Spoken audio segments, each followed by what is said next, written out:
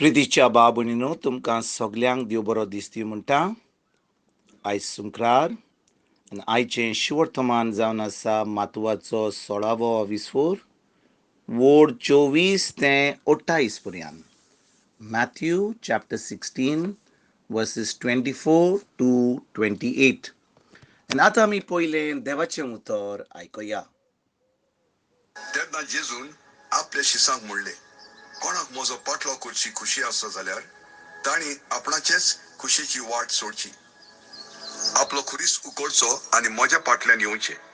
कित्याक जीं कोण आपलो जीव सांबाळून दवरूंक सोदतात ती आपलो जीव होगडायतली, पूण जीं कोण म्हजे खातीर आपलो जीव होगडायतात ती आपलो जीव सांबाळून दवरतली. तो सगलो संवसार जोडीत आनी आपलो जीव इबाडीत जाल्यार मनशाक कसलो आदाव? वा आपल्या जिवाचे बदलेक मनशान कितें दिवंक जायत? मनशाचो पूत आपल्या दुतां बरोबर आपल्या बापायचे मोहिमेन येतलो आनी तेन्ना जण एकल्याक आपल्या कोरण्या प्रमाणे इनाम दितलो. हांव तुमकां खरेंच सांगता, हांगा आसात तांतलीं कांय जाणां आपल्या राज्यांत येतो मनशाच्या पुताक पळोवच्या आदीं मरची ना. प्रितीच्या बाबुणीनो आयचें शिवर्तमान जें आमी वाचलां तातूंत आमी पळयता की जेजू आमकां सांगता की खरेंच आमी ताजे शीश जावंक जाल्यार आमी ह्या संवसाराचो मोग करचे सोतेक आमी ताजो मोग करूंक जाय.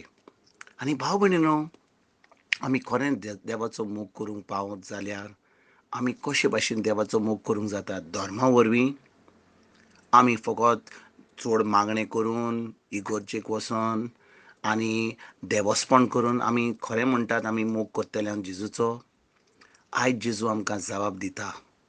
तो म्हणटा, जो कोण म्हजो शीस जावंक वेता तो आपलो खुरीस घेता आनी ताच्या फाटल्यान येता. आनी आपलो खुरीस उखलून घेना जाल्यार ताका आपलो शीस जावंक जायना.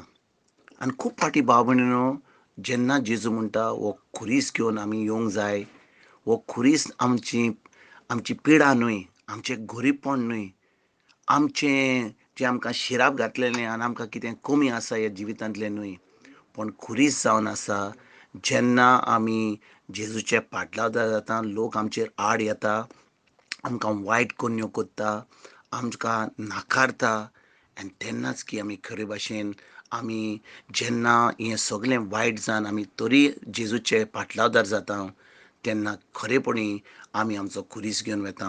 पूण जें बाकीचें आमच्या जिवितांत घडटा भाव भयणीनो, जें आमकां वायट येता, म्हणटा ते म्हळ्यार आमची पिडा, आमची कसले कोश्ट दोग ऑर आमचें गरीबकाय हें जेजून आमचे पासत ऑलरेडी भोगलां खुर्सार. आनी देखून भाव भयणीनो, आमकां गरज जेन्ना आमी खरेंच जेजूचे फाटलावदार आमकां जाय देवाच्या उतरा प्रमाणे चलपाक, देवाची खोशी करपाक. आनी जेन्ना आमी देवाची खोशी करता भाव भयणीनो, कितें घडटा? लोक आमचेर आड येता, देंवचार आमचेर आड येता, पूण आमी तरी जेजूचे फाटलावदार जाता जेन्ना आमी ताजें उतर आमी दिसपट्ट्या जिवितांत पाळटा, त्या उतरा प्रमाणे चलता. आमी ह्या संवसाराच्या रिती प्रमाणे चलना, पूण खरे भाशेन आमी देवाचें उतर आमच्या दिसपट्ट्या जिवितांत पाडून देवाची खोशी करता. आयज भाव भयणीनो, जेन्ना जेजू म्हणटा जो कोण आपलो खुरीस घेवन येता आनी ताच्या फाटल्यान येता, तो म्हणटा जो कोण आपलें उतर पाळटा. आनी जेन्ना तो उतर पाळटा, लोक आमचेर आड येता, खूब वस्तू आमचेर आड येतात, पूण तरी आसतना आमी देवाची खोशी करता. हें देवाक एकदम मानता. आमी खरेपणी आमी देवाची खोशी करता आनी हें खोशी केल्या उपरांत आमी खरे भाशेन जेजूचे शीश जाता. आयज भाव भयणीनो, जेन्ना ह्या उतराचेर ह्या शिवर्तमानाचेर आमी नियाळ करता, आयज तान आमी हें शिवर्तमान आमी खरें भोगूंक आयज आमी आमचो खुरीस घेवया. जो कोण आमचेर आड येता, जेजूक लागून आमी जेजूचे फाटलावदार म्हणून आमी तांचे पासत मागणें करुया, तांकां मोगान चलया. आमी खरें देवाची खोशी करूंक जाय जाल्यार तांकां बोगसुया आनी जेजूचें राज फुडें सरपाक, जेजूक दुसऱ्यांक दिवपाक आयज तान आमी वावरुया. तुमकां आनी तुमच्या फॅमिलीक एक बरो दीस हांव येता.